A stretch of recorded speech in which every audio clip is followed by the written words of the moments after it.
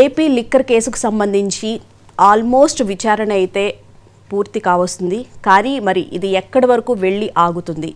Tadepalli ప్యాలెస్ని reach అవుతుందా అవ్వదా? అన్ని కేసులు, వివేక హత్య కేసు కానీ, ముంబై నటి కాదంబరి జత్వానీ కేసు కానీ అక్కడి వరకు వెళ్ళి ఆగిపోతున్నాయి. మరి ఈ కేసైనా తాడేపల్లి ప్యాలెస్ని టచ్ చేస్తుందా? ఆ విధంగా విచారణ పూర్తవుతుందా? సిట్ అధికారులు అన్ని వైపుల నుంచి విచారణ అయితే కొనసాగిస్తున్నారు. నిన్న బాలాజీ గోవిందప్ప భారతీ సిమెంట్స్కి సంబంధించి డైరెక్టర్ ఎవరైతే ఉన్నారో ఆయన్ను కూడా అరెస్టు చేయడం, విచారించడం కూడా జరిగింది. మళ్ళీ ఈ రోజు కూడా విచారణకు హాజరు కావాల్సి ఉంది. మరి ఈ నేపథ్యంలో విచారణ పూర్తిగా పక్కాగా జరుగుతుందా? తాడేపల్లి చుట్టూ తిరుగుతున్నటువంటి ఈ అన్ని కేసులకి సంబంధించి ఒక పరిష్కారం లభించే అవకాశం ఉందా? ఈ కేసులో ఈడీ కూడా ఎంటర్ అవుతుంది అని చెప్పి కూడా అన్నారు. మరి ఈడీ ఎప్పుడు ఎంటర్ అవుతుంది?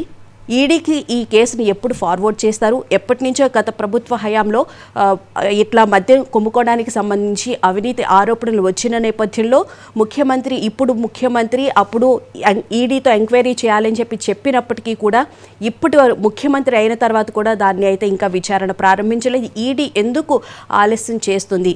అయితే విజయవాడ సిపికి లేఖ కూడా రాయడం జరిగింది ఈడీ అధికారులు. ఈ కేసుకు సంబంధించి ఎఫ్ఐఆర్తో పాటు బ్యాంక్ అకౌంట్స్కి సంబంధించిన డీటెయిల్స్ అన్నీ కావాలి అని చెప్పి కూడా లేఖ రాయడం జరిగింది. ఇంత జరుగుతున్నప్పటికీ కూడా అసలు మద్యం కుంభకోణానికి సంబంధించి ముఖ్యంగా మనం చూసుకుంటే కనుక మనం ఏదైనా వస్తువు కొనాలన్నా అన్ని ఆన్లైన్ ట్రాన్సాక్షన్స్ చేయండి అని చెప్తున్న నేపథ్యంలో మరి ఇన్ని వేల కోట్లు అక్రమంగా సంపాదించడం కేవలం క్యాష్ తీసుకోవడంలోనే జరిగింది. మరి క్యాష్ తీసుకుంటున్నప్పుడు గవర్నమెంట్ ఎందుకు రంగంలోకి దిగలేకపోతుంది? ముఖ్యంగా ఈ అంశాలకు సంబంధించి ఇవాల్టి డిబేట్లో చర్చించుకుందాం. డిబేట్లో మనతో పాటు పాల్గొనడానికి స్టూడియోలో అప్పసాని రాజేష్ గారు, ప్రముఖ రాజకీయ సామాజిక విశ్లేషకులు ఉన్నారు. అలాగే బండారు వంశీ, తెలుగు యువత అధికార ప్రతినిధి, రజనీ గారు, జనసేన అధికార ప్రతినిధి, ముప్పాళ్ల సుబ్బారావు గారు, సీనియర్ న్యాయవాది. అందరికీ నమస్తే అండి, గుడ్ మార్నింగ్. సార్, ముందుగా రాజేష్ గారు మీరు చెప్పండి, అన్ని కేసులు ఇందాక నేను చెప్పినట్లు జత్వానీ కేసు కానీ, వివేక హత్య కేసు కానీ ఒక పాయింట్ దాకా వచ్చి ఆగిపోతున్నాయి. దీనికి ఫైనల్ కన్క్లూడ్ ఎప్పుడులోగా జరిగే అవకాశం ఉండొచ్చు అంటారు? అసలు ముందుగా ప్యానెల్లో ఉన్న మిత్రులు అలాగే మహాన్యూస్ వీక్షకులందరూ కూడా శుభోదయం. మీరు లేవనెత్తింది చాలా కీలకమైన అంశం. అది అంటే ఈ మధ్యకాలంలో మన రాష్ట్రంలో జరుగుతున్న కేసుల విచారణ, ఈ మధ్యకాలం అంటే ఇదేదో మనం ఈ 2-3 నెలల గురించి కాదు, 2019 తర్వాత వాస్తవంగా ఒక లాజికల్ కంక్లూషన్కి రావాల్సిన చాలా కేసులు ఇప్పటికీ అనాన్సర్డ్గానే మిగిలిపోయి ఉన్నాయి. చాలా ప్రశ్నలకు ఇప్పటికి కూడా సమాధానాలు లేవు. ఆ సమాధానాలు వెతికే దిశగా ఇప్పటికీ విచారణ సంస్థలు ఆ విచారణని కేంద్రీకరించడంలా. మీకు 2 ఎగ్జాంపుల్ చెప్తాను నేను. తిరుపతి పార్లమెంట్ ఉప ఎన్నిక జరిగింది. ఆ ఉప ఎన్నిక జరిగిన సందర్భంగా 35,000 ఓటర్ ఐడీలని డౌన్లోడ్ చేసుకొని దొంగ ఓటర్ ఐడీలు ముద్రించి వాటి ద్వారా వేలాది మందిని బయట నుంచి దొంగ వ్యక్తుల్ని తరలించి వాళ్ళ ద్వారా ఎన్నికను అపహాస్యం పాలు చేశారు అని చెప్పని ఆనాటి ఎన్నికలలో పాల్గొన్న గెలిచిన అభ్యర్థికి ప్రత్యర్థులుగా పోటీ చేసిన పార్టీలకు సంబంధించిన వాళ్ళు ఎలక్షన్ కమిషన్కి ఫిర్యాదు చేశారు. ఎలక్షన్ కమిషన్ దాని మీద సుదీర్ఘంగా విచారణ జరిగింది తప్పు అని చెప్పని నిర్ధారణ చేసుకుంది. ఐఏఎస్ అధికారుల నుంచి హెడ్ కానిస్టేబుల్ దాకా అధికారుల్ని బాధ్యులుగా చేస్తూ చర్యలు తీసుకున్నారు. అధికారులు ఎన్నికల్లో పోటీ చేశారా? అధికారులని ప్రలోభ పెట్టి డౌన్లోడ్ చేసుకొని ఆ దొంగ ఓటర్ ఐడీలు ముద్రించింది ఎవరు? అంతిమంగా లబ్ధిదారుడు అక్కడ పోటీ చేసిన అభ్యర్థి గురుమూర్తి కదా, ఎన్నికల్లో నెగ్గింది అతను కదా, అతనికి లబ్ధి చేకూర్చడం కోసం కదా ఈ ప్రసనం అంతా జరిగింది. అతనికి సహకరించిన అక్కడ స్థానిక నాయకులు ఎవరు? అక్కడ స్థానిక నాయకులుగా మొన్నటి తిరుపతి ఎలక్షన్స్లో వైసీపీ నుంచి కంటెస్ట్ చేసిన బోమన కరుణాకర్ రెడ్డి గారి కొడుకు అభినయ్ రెడ్డే ఈ ప్రింట్ చేయించాడు, డౌన్లోడ్ చేయించాడని చెప్పని ఆరోపణలు వచ్చినాయి. అతని మీదకి ఎందుకు కేసు లేదు? ఈ విధమైన ఎన్నికల్లో నెగ్గిన గురుమూర్తి మీద ఎందుకు కేసు లేదు? వాళ్ళని మొన్నటి ఎన్నికల్లో పోటీ చేయకుండా ఎందుకని డిస్క్వాలిఫై చేయాలా? మనం రిజర్వ్ బ్యాంక్ ముద్రించిన కరెన్సీని కౌంటర్ఫీట్ కరెన్సీ తయారు చేస్తే పెద్ద నేరం. తెల్గి అనేవాడు ప్రభుత్వం ముద్రించిన స్టాంపులకి పోటీగా వాడు స్టాంపులు ముద్రిస్తే చాలా పెద్ద నేరం అది. మరి ఎలక్షన్ కమిషన్ రాజ్యాంగబద్ధ సంస్థ, అది ప్రజలకు ఇచ్చిన గుర్తింపు కార్డుని ఫోర్జెడ్ కార్డులు ముద్రిస్తే అది ఇంకా ఎంత పెద్ద నేరం? దాన్ని ముద్రించే చర్యలకు పాల్పడ్డ వాళ్ళు ఎన్నికల్లో పోటీ చేయడానికి ఏ విధంగా అర్హులు? అంటే ఇక్కడ ఏమవుతుందంటే ఒక సర్టైన స్టేజ్కి వచ్చి రాజకీయ నాయకుల దగ్గరికి వచ్చేటప్పటికి విచారణ ముందుకు జరగటంలా అసలు సిసల బాధ్యులు అధికారులు వాళ్ళ ఆదేశాలు పాటించారు. ఆదేశించింది ఎవరు, దాన్ని అమలుపరిచింది ఎవరు, ఆ వందలాది బస్సులకు లాజిస్టిక్స్ ప్రొవైడ్ చేసింది ఎవరు, వాళ్ళందరినీ ఎక్కడెక్కడి నుంచో తరలించుకొచ్చింది ఎవరు, అసలు ఆ దిశగా ఎందుకని విచారణ జరగల? రాజకీయ నాయకులు విచారించట్లేదంటే చిన్న చిన్న వాళ్ళని విచారిస్తున్నారు. కానీ అదే ఎవరైతే అంటున్నా, main person అనేది- అసలు సిస్సలు kingpins masterminds execute చేసిన వాళ్ళు వాళ్ళని వదిలిపెట్టేసి అధికారుల స్థాయికి పరిమితం అవుతా ఉన్నాయి. అలాగే వివేకానంద రెడ్డి గారి హత్య కేసు, ఆ హత్య కేసులో ఇప్పటికీ అనాన్సర్డ్ క్వశ్చన్స్ చాలా ఉన్నాయి. అవును, దస్తగిరి తను సిఆర్పిసి 164 స్టేట్మెంట్ ఇచ్చినప్పుడు అతను ఏం చెప్పాడు, నాకు అడ్వాన్స్గా ₹1,00,00,000 ఇచ్చారు అన్నాడు. అతని దగ్గర నుంచి 72 లక్షల రూపాయలు సిబిఐ రికవర్ చేసుకుంది. 72 లక్షల రూపాయలు నల్ల డబ్బు రికవర్ అయినప్పుడు ఇన్కమ్ ట్యాక్స్ అండ్ ఈడీ ఎందుకు ఇన్వాల్వ్ కదా? ₹1,00,00,000 అడ్వాన్స్గానే ఇచ్చారు. అతని మీద కేసు నమోదయ్యి అతను అరెస్ట్ అయ్యే నాటికి అడ్వాన్స్ స్టేజ్లో లేదు. హత్య జరిగిపోయిన ఒక సంవత్సరం తర్వాత, అంటే 2019 మార్చి 15 వివేకానంద రెడ్డి గారి హత్య జరిగితే 2019 మే 30 జగన్మోహన్ రెడ్డి గారు అధికారంలోకి వస్తే సుమారుగా 2020లో సిబిఐ ఎంటర్ అయింది. అంటే అప్పటికి అడ్వాన్స్ స్టేజ్లో ఉండదు, మొత్తం డబ్బులు అతనికి ముట్టుండాలి. అతనికి కమిట్ అయిన 5 కోట్లు, అతనికి 5 కోట్ల రూపాయలు ఇచ్చారు అని అంటే మరి అతను చెప్పిన ప్రకారమే 40 కోట్ల రూపాయలు సుపారీ ఒప్పుకున్నారు అన్నప్పుడు అసలు అంత డబ్బు ఇవ్వగలిగే స్తోమత ఉన్న వ్యక్తులు ఎవరు? అంత డబ్బు ఖర్చు పెట్టి ఆ హత్య చేయించే మోటివ్ ఏంటి? మరి అసలు ఈ డబ్బుకి సోర్స్ ఏంటి? ఆ దిశగా ఇంతవరకు ఇన్కమ్ ట్యాక్స్ కానీ ఈడీ కానీ ఎందుకు విచారణ చేయాల? రేవంత్ రెడ్డి గారు 50 లక్షల రూపాయలతోటి ఆ రోజుల్లో స్టీఫెన్సన్ ఇంట్లో పట్టుబడ్డారు అని చెప్పని మరి ఆయన్ని ఇన్కమ్ ట్యాక్స్ అండ్ ఈడీ గుచ్చి ప్రశ్నించినాయి కదా. ఆ అంశంలో సుజనా చౌదరి గారిని, మాగంటి గోపీనాథ్ గారిని, సండ్ర వెంకటవీరయ్య గారి వంటి వారిని కూడా ప్రశ్నించారు కదా, కేసులో ఇన్వాల్వ్ చేశారు కదా వెంకటవీరయ్య గారిని. మరి ఈ అంశంలో 72 లక్షల రూపాయలు రెడ్ హ్యాండెడ్గా నగదు దొరికింది కదా అతని దగ్గర. అసలు ఇప్పటిదాకా ఆ ఇష్యూ ఎందుకని ఆ దిశగా విచారణ జరగల? అదే సందర్భంలో తెల్లవారుజామున 4:30కే జగన్మోహన్ రెడ్డి గారు మేనిఫెస్టో గురించి చర్చించే సందర్భంలో అజయ్ కల్లం రెడ్డి గారు, ఉమ్మారెడ్డి గారు వారు అక్కడే ఉన్నారు. వారికి ఆ వార్త జగన్మోహన్ రెడ్డి గారు స్వయంగా చెప్పారు అనేది సిబిఐ నిర్ధారణ చేయాల. వీకెండ్ కామెంట్ బై ఆర్కేలో రాధాకృష్ణ గారు చెప్పిన తర్వాత అప్పుడు ఆ దిశగా సిబిఐ విచారణ చేస్తే అజయ్ కల్లం రెడ్డి 5 o'clock మాకు చెప్పారు అని చెప్పి తర్వాత మళ్ళీ 4 మడతేస్తూ నా స్టేట్మెంట్ని వక్రీకరించారు అని చెప్పని హైకోర్టుని అప్రోచ్ చేస్తే హైకోర్టు అతని వర్షాన్ని పరిగణలోకి తీసుకోలే. సిబిఐకి ఏ వాంగ్మూలం ఇచ్చాడో దాన్ని పరిగణలోకి తీసుకుంది. మరి తెల్లవారుజామునే తనకు హత్యకు సంబంధించిన సమాచారం జగన్మోహన్ రెడ్డికి అందితే సిబిఐ 6:30కి పిఏ కృష్ణారెడ్డి వచ్చి చెప్తేనే బయట ప్రపంచానికి తెలిసింది అని చెప్పని వాంగ్మూలం నమోదు చేసుకున్నప్పుడు లేదు నాకు ముందుగానే తెలిసిందని బాధ్యత కలిగిన స్థానంలో ఉన్న వ్యక్తి లీడర్ ఆఫ్ ది అపోజిషన్గా ఉండి కుటుంబ సభ్యుడై ఉండి చెప్పాల్సిన వ్యక్తి ఎందుకు చెప్పలా? అదే సందర్భంలో చీఫ్ సెక్రటరీగా పనిచేసిన అజయ్ కల్లం రెడ్డి, మాజీ కేంద్ర మంత్రి ఉమ్మారెడ్డి వెంకటేశ్వర్లు తమకు ఆ సమాచారం ముందుగానే తెలుసు అని చెప్పని అంటే విచారణ సంస్థకు ఎందుకని చెప్పే ప్రయత్నం చేయాల? అసలు ఆ దిశగా ఎందుకు వాళ్ళు సమాచారాన్ని తొక్కిపెట్టారు? తొక్కిపెట్టిన మోటివ్ ఏంటి? ఆ దిశగా ఎందుకని విచారణ జరగల? 100% సునీత గారు లేవనెత్తుతున్న ప్రశ్నలు ఇవే. ఆ దిశగా విచారణ జరగటంలో ఒక స్టేజ్కి వచ్చి అవినాష్ రెడ్డి వరకు, వాళ్ళ నాయన భాస్కర్ రెడ్డి వరకు, లేకపోతే దేవిరెడ్డి శివశంకర్ రెడ్డి వరకు వాళ్ళనే మాస్టర్ మైండ్స్గా చిత్రీకరిస్తూ ఉన్నారు. నిజంగానే అవినాష్ రెడ్డికి, భాస్కర్ రెడ్డికి 40 కోట్ల రూపాయలు లిక్విడ్ క్యాష్ సుపారీగా ఇవ్వగలిగే సామర్థ్యం వాళ్ళకు ఉందా? 40 కోట్ల రూపాయలు వాళ్ళకి ఆ డబ్బు అరేంజ్ చేసిన సోర్స్ ఏంటి? వాళ్ళే ఇచ్చారనుకుందాం, దానికి ఆ సోర్స్ ఏంటి? అంత మోటివ్ ఏంటి? అది ఇప్పటికి ఎస్టాబ్లిష్ అయిందా? ఈ జరిగిన నేరం గురించి విచారణ జరుపుతున్నారు తప్పితే దాంట్లో ఇన్వాల్వ్ అయిన డబ్బు 40 కోట్ల రూపాయలు నల్ల డబ్బు తేగలిగారు అని అంటే ఎన్ని వేల కోట్ల రూపాయలు, ఎన్ని వందల కోట్ల రూపాయలు అక్రమాస్తులు వాళ్ళు సంపాదిస్తే ఒక హత్యకి 40 కోట్ల రూపాయలు ఖర్చు పెట్టగలిగే సామర్థ్యం వాళ్ళకు ఉంటుంది. ఆ దిశగా 100% విచారణ జరగటంలా ఇవన్నీ చూసిన తర్వాత ఎస్ కాదంబరి జత్వాన్ ఇష్యూ ఉంది. ఇవాళ పిఎస్ఆర్ ఆంజనేయులు సీఎంఓకి పిలిపించి ఐపీఎస్ అధికారులకు చెప్పాడు వాస్తవమే. పిఎస్ఆర్ ఆంజనేయులకి కాదంబరి జత్వానికి అన్న గట్టు పంచాయతీ ఉందా? డిసెంబరు 2023 డిసెంబర్లో కాదంబరి జత్వాని సజ్జన్ జిందాల్ మీద ముంబైలో కేసు నమోదు చేస్తే 2వ వారంలో కేసు నమోదైతే 4వ వారంలో సజ్జన్ జిందాల్ వచ్చి కలిసింది జగన్మోహన్ రెడ్డిని, పిఎస్ఆర్ ఆంజనేయులు కాదు. జగన్మోహన్ రెడ్డిని కలిసిన తర్వాత అప్పుడు పిఎస్ఆర్ ఆంజనేయులు ఈ కేసు ఇనిషియేట్ చేశాడు. సజ్జన్ జిందాల్కి జగన్మోహన్ రెడ్డికి పరిచయం ఉంది, పిఎస్ఆర్ ఆంజనేయులకి సజ్జన్ చంద్రాలకి పరిచయం లేదు. అసలు సిసలు ఆదేశించింది ఎవరు, ఆ దిశగా విచారణ జరగటం లేదనేది వాస్తవం. ఇప్పుడు ఈ మద్యం విషయంలో కూడా నా అంచనా అయితే, అంటే ఇప్పుడు ఈ కేసు విషయంలో మాత్రం ఇక జగన్మోహన్ రెడ్డి తప్పించుకోవడం సాధ్యం కాదు. ఎందుకనంటే ఇక్కడ ఒక గోవిందప్ప బాలాజీయో ధనుంజయ రెడ్డో చెప్తే ప్రైవేట్ డిస్టిలరీస్ మామూలు వాళ్ళకి ఎందుకు ఇస్తాయి? అసలు సిసల పాలకుడుగా ఉన్న జగన్మోహన్ రెడ్డి గారికి లబ్ధి చేకూరుద్ది అంటే అప్పుడు వీళ్ళు ముడుపులు చెల్లిస్తారు తప్ప అసలు దాని వెనుక చాలా తతంగం నడిచినట్లు మనకు చాలా క్లియర్ గా కూడా తెలుసు. ఇక్కడ గోవిందప్ప బాలాజీనో లేకపోతే ధనుంజయ రెడ్డి ఆదేశిస్తే డిస్టిలరీలు పాటించో. అసలు సిసల డిస్టిలరీ యజమానులు ఇప్పుడు వైసీపీ ప్రభుత్వం అధికారంలోకి వచ్చిన తర్వాత వైసీపీ నాయకుల చేతికి డిస్టిలరీస్ కూడా అప్పచెప్పరు. ఇక్కడ ఇంకొక అంశం కూడా గుర్తు చేసుకోవాలి. కాకినాడ సీపోర్టు షేర్ల బదిలీ అంశంలో కేవీ రావు గారు ఇచ్చిన ఫిర్యాదులో ఏమని మెన్షన్ చేశాడు?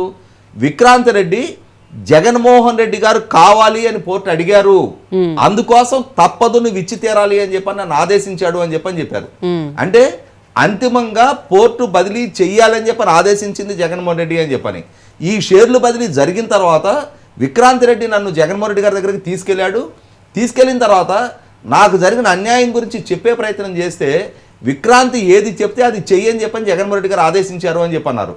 మరి విజయసాయి రెడ్డి విక్రాంత్ వరకు కేసు ఎందుకు ఆగిపోయింది? జగన్మోహన్ రెడ్డి ప్రస్తావన ఎందుకని కేసులో రాలా?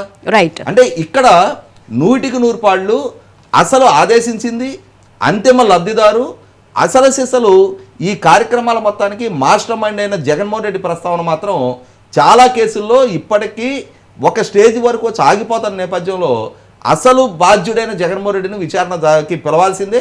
విచారణకి పిలవలేదనేది ప్రజల్లో కూడా చర్చ జరుగుతూ ఉంది. రైట్.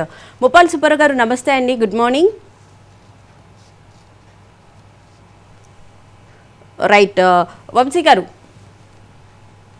గుడ్ మార్నింగ్ అండి.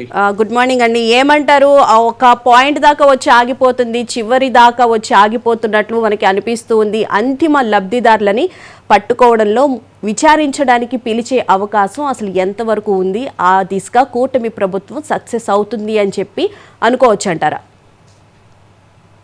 మీకు రాజేష్ గారికి, రజనీ గారికి, సుబ్బారావు గారికి, మహాన్యూస్ ప్రేక్షకులందరికీ గుడ్ మార్నింగ్ అండి. ఇప్పటివరకు పెద్దలు రాజేష్ గారు ప్రస్తావించిన విషయాలన్నీ కూడా 2019కి తర్వాత విషయాలే. మనం మొన్నటి వరకు చెప్పుకున్న జగన్మోహన్ రెడ్డి 33 కేసులు కావచ్చు, 16 నెలల జైలు కావచ్చు, ఈ సందర్భంగా మనం ఏం ప్రస్తావించుకోవాలా. జగన్మోహన్ రెడ్డి గారు 2019 మార్చి 14వ తారీఖు ఏదైతే వివేకానంద రెడ్డి గారి హత్య జరిగిందో అక్కడ నుండి ఉన్నటువంటి సందర్భాలే రాజేష్ గారు ప్రస్తావించారు. వాస్తవంగా మరి అన్నీ కూడా జగన్మోహన్ రెడ్డి వరకు వచ్చి వెనక్కి వెళ్ళిపోతా ఉన్నాయి. అయితే ఈ కేసు దానికి ఇది కాదు. డెఫినెట్లీ ఈ కేసులో బిగ్ బాస్ బయటకు వస్తాడని అయితే మేము అనుకుంటా ఉన్నామండి. ఎందుకంటే అన్ని కేసులు వదిలేసిన ఓన్లీ లిక్కర్ కేసును అయితే స్ట్రాంగ్ అయితే తీసుకువెళ్తున్నారు. ఒక పాయింట్ వరకు అయితే వచ్చింది మేడం. వదిలేయటం అనేది అయితే అస్సలు లేదు. ఇప్పుడు సిబిఐ తన పంతం చేసుకుపోయింది. వివేకానంద రెడ్డి హత్య కేసు ఎక్కడి నుంచి అయితే ఉందో అక్కడ నుంచి డెఫినెట్లీ నెక్స్ట్ స్టెప్ ఏంటనేది డెఫినెట్లీ వస్తుంది. అయితే ఈ కేసు విషయం మాట్లాడుకుంటూ వస్తే ఈ కేసులో డెఫినెట్లీ బిగ్ బాస్ అయితే బయటకు వస్తారు గ్యారంటీగా. ఎందుకంటే నేను ఈ బాలాజీ గోవిందప్ప ఎవరైతే ఈ భారతీ సిమెంట్స్ లో ఆడిటరో ఏదో డైరెక్టర్ ఎవరో ఉన్నారో 33వ నిందితుడు, ఆయన తీసుకొచ్చి ఒక రోజు తోమితే చెప్పేశాడు మొత్తం ఎక్కడి నుంచి ఎక్కడికి వెళ్ళినాయి డబ్బులు, ఏ కంటైనర్లో ఎక్కడికి తరలిపోయినాయి. మీకు గుర్తుంటే మేము ప్రతిపక్షంలో ఉన్నప్పుడు రాజేష్ గారికి కూడా గుర్తుండాలి, రజనీ గారికి కూడా గుర్తుండాలి. ప్రతిపక్షంలో ఉన్నప్పుడు మేము మొత్తుకున్నాం, డిజిటల్ పేమెంట్స్ లేవు, డబ్బులన్నీ కూడా జగన్మోహన్ రెడ్డి ప్యాలెస్కి చేరుతా ఉన్నాయి, అక్కడ నుండి మళ్ళీ బయటికి వెళ్తా ఉన్నాయని చెప్పేసి మా పార్టీ తరఫున మేము ప్రతిసారి మొత్తుకున్నాం. మేము అప్పుడు చెప్పాం, మేము డెఫినెట్లీ అధికారంలోకి వచ్చిన తర్వాత దీని వెనుకున్నది ఎవడైనా కానీ బయటికి లాగుతామని చెప్పాం. ఇప్పుడు అదే పని జరుగుతూ ఉంది. సో రోజుకు ఒక పేరు వస్తూ ఉందండి. అది విజయసాయి రెడ్డి దగ్గర, మిథున్ రెడ్డి దగ్గర, రాజకేశ్ రెడ్డి దగ్గర, ఆ తర్వాత ధనుంజయ రెడ్డి, వాసుదేవ్ రెడ్డి, కృష్ణారెడ్డి అందరు పోయినాక ఇప్పుడు బాలాజీ గోవిందప్ప అని కొత్త క్యారెక్టర్ వచ్చింది.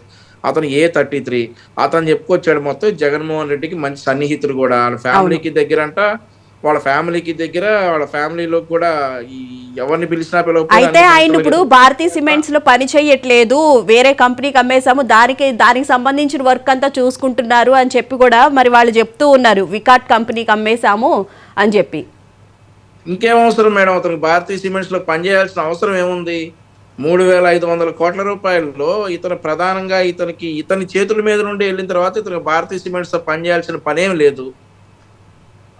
ఇక్కడ ఇవన్నీ చెప్పుకుంటే మాజీ ఎంప్లాయ్ అని చెప్పుకుంటున్నారో ఏం చెప్పుకుంటున్నారో అవన్నీ చెప్తారు. ఈ చెప్పినవన్నీ కూడా మరి సిబిఐ వీళ్ళందరూ పరిగణలోకి తీసుకోరు కదా. అతను చెప్పింది నిన్న చెప్పాడు, నేను తీసుకున్న మాట వాస్తవం అని ఫస్ట్ బుకాయించాడు. ఆ తర్వాత ఆయన ఎక్కడెక్కడి నుంచి రూటింగ్ ఎలా జరిగింది, డబ్బు ఎక్కడి నుంచి ఎక్కడికి వెళ్ళింది, ఎవరి దగ్గర నుంచి ఎంత అందింది మొత్తం చెప్పాడని సమాచారం.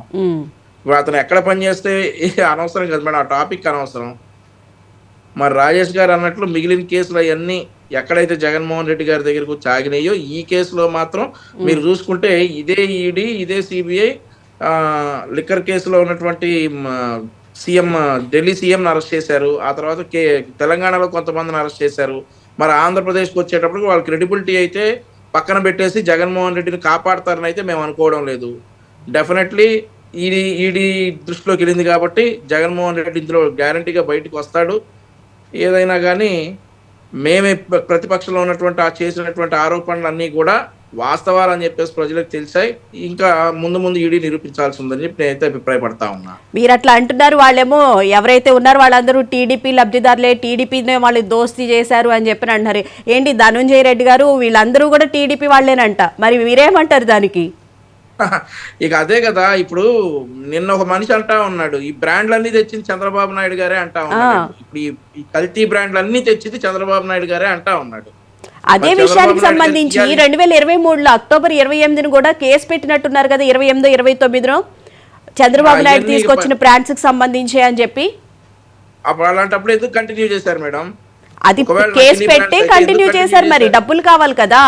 అదే కదా, ఒకవేళ నకిలీ బ్రాండ్లు అయితే ఎందుకు కంటిన్యూ చేశారు? చంద్రబాబు నాయుడు గారు కియా తీసుకొచ్చారు, చంద్రబాబు నాయుడు గారు మైక్రోసాఫ్ట్ తీసుకొచ్చారు, చంద్రబాబు నాయుడు గారు విశాఖపట్నానికి పలు కంపెనీలు తీసుకొచ్చాడు. ఏం చెప్పరు. చంద్రబాబు నాయుడు గారు నకిలీ బ్రాండ్స్ తీసుకొచ్చారంట. మరి ఎవడు కంటిన్యూ చేయమన్నాడంటే? కంటిన్యూ చేసి వేలాది మందిని పొట్టన పెట్టుకుని ఈ రోజు అన్ని అయిపోయేటప్పుడు చంద్రబాబు నాయుడు గారు తీసుకొచ్చారంటే కుదురుతుందా? దానికి సాక్ష్యాలు ఉండాలి కదా. ఖచ్చితంగా వెరిఫై చేస్తారు. ఎవరేంటి దీని వెనకాల ఉంది ఎవరేంటి అనేది అందరినీ పట్టుకొస్తారు. Right. Rajani garu good morning అండి. Good morning madam. 2019లో ఒకే ఒక్క ఛాన్స్ అంటూ అధికారంలోకి వచ్చారు జగన్మోహన్ రెడ్డి గారు. సంపూర్ణ మద్యపాన నిషేధం అమలు చేస్తారని చెప్పారు. మనం చూస్తుంటే కనుక సంపూర్ణ మద్యపాన నిషేధం కాస్త జే బ్రాండ్ని తీసుకొచ్చి ప్రజల యొక్క ఆరోగ్యంతో ఆడుకుని వారికి అందరు లివర్ పాడైపోయింది, కిడ్నీస్ పాడైపోయినాయి చాలామంది. ఇప్పుడు వచ్చేసి అక్రమంగా సంపాదించలేదు, వాళ్ళందరూ టీడీపీకి సంబంధించిన వాళ్లే అని చెప్పి రివర్స్లో ఆయన మళ్ళీ టీడీపీ వాళ్ళ మీద బురద జల్లే ప్రయత్నం చేస్తూ ఉన్నారు. ఏమంటారండి మేడం? ముఖ్యంగా కొన్ని చంద్రబాబు గారు మంచి పథకాలు తీసుకొచ్చారు, లేకపోతే మంచి బ్రాండ్లో మంచివి తీసుకొచ్చారు అంటే వాటిని కంటిన్యూ చేయకర్లా ఆయనకు అలవాటైన పదం అవతలోడు ఏం చేస్తే అది అంతటితో ఆపేస్తారు. మీ అందరికీ తెలిసిందే. ఆయన టెట్కో ఇళ్ళు అనగానే అక్కడితో ఆపేసినారు. ఆయన ఇచ్చే ఇల్లు ఏంటి, నేను స్థలాలు కొని 10 రూపాయలు 100 రూపాయలకి కొనుక్కుంటాను, అవతలోడికి 5 రూపాయలు ఇస్తాను, మిగతా 95 రూపాయలు నా అకౌంట్లో వేస్తానన్నారు. మరి అలాగే ఆ బ్రాండ్స్ ఆపేసి ఉండొచ్చు కదా. తర్వాత చంద్రబాబు గారి స్కిల్ డెవలప్మెంట్ ద్వారా జైల్లో ఉండే ముద్దాయిల్ని సైతం ఎడ్యుకేట్ చేయాలి, వాళ్ళు బయటకు వచ్చాక వాళ్ళు బతుకు తెరుగు ఉండాలని ఆయన వెళ్ళిన జైల్లో కూడా స్కిల్ డెవలప్మెంట్ ఉందండి. మొన్న మధ్య పిరంగపురంలో కేసు నమోదైందండి. ఇది రాష్ట్ర వ్యాప్తంగా తెలుసుకోవాలి. స్కిల్ డెవలప్మెంట్ లో ఎంతో మంది విద్యార్థులకి విద్య నేర్పించి వారిని విదేశాలకు పంపించాలన్న కాన్సెప్ట్ తో ఆంధ్ర రాష్ట్రంలో యువత డెవలప్ అవ్వాలని బాబు గారు ఆ పథకాన్ని తీసుకొస్తే పిరంగిపురంలో కూలి పనులు చేసుకునే వాళ్ళకి ఎక్కడెక్కడో మూలల్లో ఉండే దళితులను తీసుకొచ్చి వేలు ముద్ర లేపించి ఇంతమందికి నేర్పించామని ఇన్ని డబ్బులు పక్కన పెట్టేసినారండి. అసలు అయితే ఆ హౌస్ మొత్తం అంటే వాడు ఆఫీస్ మొత్తం వెకేట్ చేసినప్పుడు వేలు ముద్రలు దొరికినాయి. దాంట్లో పెద్ద పెద్ద అధికారులు ఉన్నారు. నిన్న మొన్న ఒక 10 days బ్యాక్ నేను దీపక్ రెడ్డి గారి దగ్గరికి వెళ్ళి ఇది ఇలా జరుగుతుంది సార్, మంచి ఉద్దేశంతో బయటకు వదిలినటువంటి స్కిల్ డెవలప్మెంట్ లో ఇలాగ 100 మందికి ట్రైనింగ్ ఇచ్చినాను, 1000 మందికి ట్రైనింగ్ ఇచ్చినానే, వేలు ముద్రలు చూసినారా? ఇది అసలు వేలు ముద్రల తయారీ ఏంటో నాకు అర్థం కాలేదండి. వేలు ముద్ర అంటే అసలు ఎంత వ్యాలిడ్ అంటే రిజిస్ట్రేషన్ ఆఫీస్ లో మన వేలు ముద్రను బట్టే అక్కడ అధికారులు ఏదైతే ఆస్తులు ట్రాన్స్ఫర్ జరుగుతారు అంత నిర్ధారితమైన వేలు ముద్రలు కూడా స్కాములు చేసేసి వాటిని సృష్టించేసి ఈ డబ్బులు ఇటుపైకొని బట్టి ఇచ్చేసామండి. అధికారులు అందరూ కుమ్మక్కైపోయి ఒక వైశాస్ కమ్యూనిటీ అతనికి 1-2 కోట్లు ఎగ్గొట్టేసినారండి. అతను ఇప్పుడు వెలుగులోకి తీసుకొచ్చిన విషయాలు చూస్తుంటే బాబు గారు ఏ ఉద్దేశంతో తీసుకొచ్చారు, ఎంతమంది లబ్ధి పొందిన వారు విదేశాల్లో ఉండి ఆ టైంలో బాబు గారికి సహకరించారు. మరి ఇప్పుడు ఏం జరుగుతుంది? అరే నీకు స్కిల్ డెవలప్మెంట్ మంచిది కాకపోతే ఆపేసేయి, దాన్ని ఆయన వచ్చా కంటిన్యూ చేసుకుంటే చేత కాకపోతే వదిలేసేయి. అరే మంచి ఉద్దేశంతో పెట్టిన బిల్డింగ్ 3 అంతస్తుల బిల్డింగ్ లో మనుషులు లేకుండా 4-5 అధికారులు పెట్టి వేలు ముద్రలతో వేయించి కోట్లు దారి మళ్ళిస్తారా? దీని వెనకాల అద్భుతమైన అధికారులు ఉంటారా? సో ఇక్కడ ఎవరంటే అల్టిమేట్ గా అధికారులే బలవుతారు. ఇందాక అప్సన్ రాజేష్ గారు చెప్పినట్టు గురుమూర్తి గారి గెలుపు కారణమైన వాళ్ళు వారు ఎవరైనా కానీ పాపం అధికారులు బలైపోయారు. పేసర్ ఆంజనేయులకి చత్వానికి ఏమైనా పర్సనల్ గెడ్జ్ ఉందా, ఆయన ఏమైనా ఇష్టపడ్డా, ఆవిడేమైనా కాదందా, పర్సనల్ గా కేసు వేసినాడా? ఏమి లేవు. ఎవరినో మెప్పించడం కోసం వీరి కుటుంబాన్ని రోడ్డుకు లాగేసుకుంటున్నారు. వీరి చదువుని అవతలోడి రాజకీయ నాయకుడు కాళ్ళ కింద పెట్టేస్తున్నారండి. ఇప్పుడు ఇందాక కూడా సార్ చెప్పారు కేసులు అక్కడే ఆగిపోతున్నాయి. నేను ఎన్నోసార్లు చెప్పాను, ముగ్గురు కలిసి కాదు 300 మంది కలిసి వచ్చి పోటీ చేసిన జగన్ రెడ్డి గారిని, భారతి గారిని టచ్ చేయలేరు. గతంలో వివేకానంద రెడ్డి గారి కేసు డైలీ సీరియల్ కార్తీక దీపం లాగా రెగ్యులర్ గా చెప్పేదే నేను. అసలు ఏం జరుగుతుందో అర్థం కాదు. ఎక్కడి దాకా వీళ్ళు ఆగిందంటే ఇందాక సార్ చెప్పారు ఈడీ ఇన్వాల్వ్ అవ్వలేదని, కానీ ఈడీ ఇన్వాల్వ్ అయ్యింది సార్. ఈడీ ఎప్పుడైతే మీరు చెప్పారో ₹1,00,00,000కి 72 లక్షలు దొరికినాయో ఈడీ వచ్చేసింది. ఈడీలో ఒక హానెస్ట్ ఆఫీసర్ అండి గాంధీ గారని ఆయన వచ్చి భారతి గారికి ఒక లెటర్ రిలీజ్ చేసినారు. అమ్మా మీరు విచారణకి రావాలి, ఫస్ట్ ఫోన్ కాల్ మీకే వెళ్ళింది, అవినాష్ రెడ్డి గారు చేసినారంట, మీకేం మెసేజ్ ఇచ్చినారు, మీరు ఫోను మీ సార్ కింద మేనిఫెస్టో రూపొందిస్తున్నారు కదా, మీరు మాట్లాడాక మీకు సార్కి ఇచ్చినారు ఫోను. ఈ ఫోన్ పిఏ నెంబర్ కిందకు వచ్చింది, పిఏ నెంబర్ ఆ టైంలో తలపెందుకు తట్టాడు, ఇదంతా ప్రాసెస్ కి అడగాలి కదండి. అడగడానికని ఆమెకి ఒక లెటర్ రిలీజ్ చేసినారు, ఒక నోటీస్ ఇష్యూ చేశారు.